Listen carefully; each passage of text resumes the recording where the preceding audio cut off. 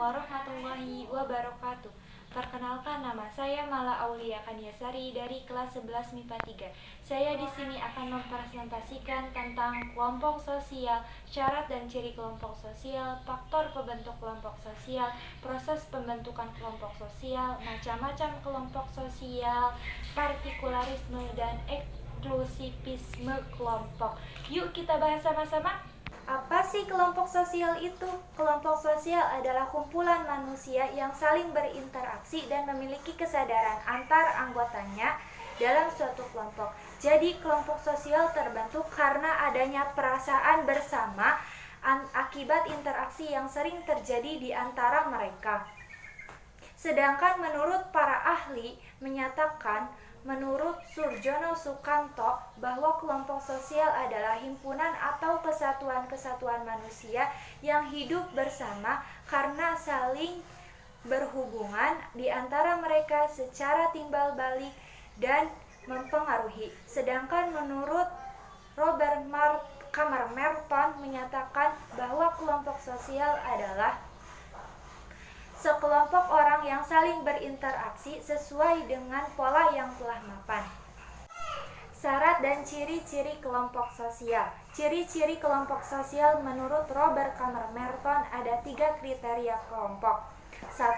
Memiliki pola interaksi. 2. Pihak yang berinteraksi mendefinisikan dirinya sebagai anggota kelompok. 3. Pihak yang berinteraksi mendefinisikan orang lain sebagai anggota kelompok.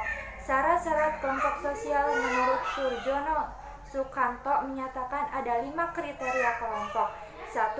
Adanya kesadaran sebagai bagian dari kelompok yang bersangkutan.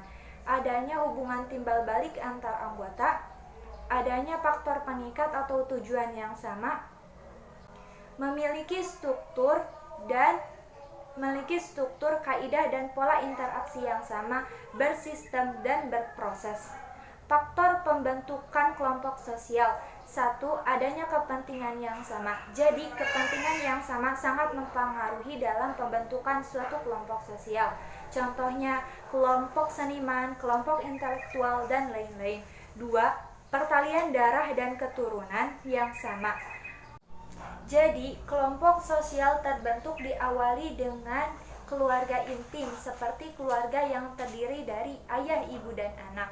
3. Daerah dan wilayah yang sama. Proses pembentukan kelompok sosial. Manusia adalah makhluk sosial yang tidak dapat hidup dengan orang lain.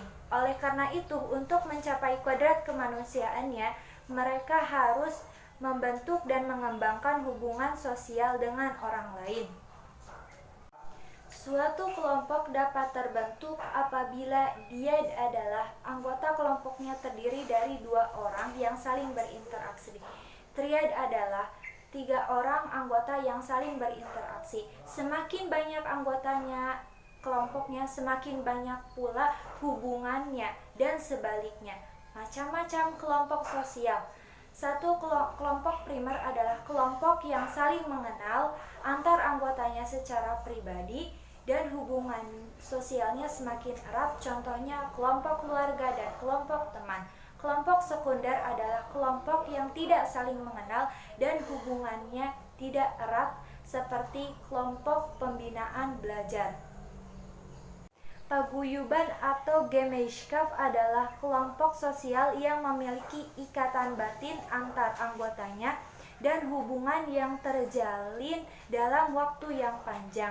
Contohnya kelompok keluarga, di mana yang namanya keluarga pasti adanya hubungan batin antara ayah dan anak atau ibu dan anak.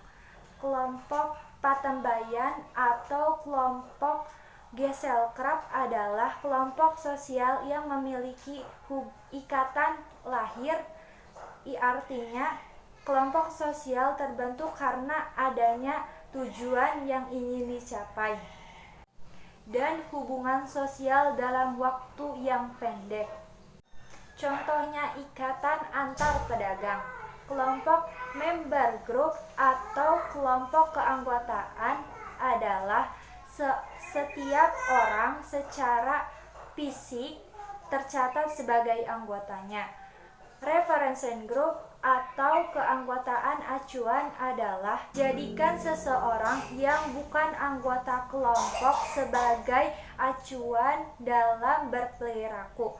Partikularisme dan eksklusivisme kelompok. Partikularisme adalah paham yang mengutamakan kepentingan pribadi di atas kepentingan umum atau aliran politik, sosial, dan kebudayaan yang mementingkan daerahnya atau kebudayaan atau kelompok khusus.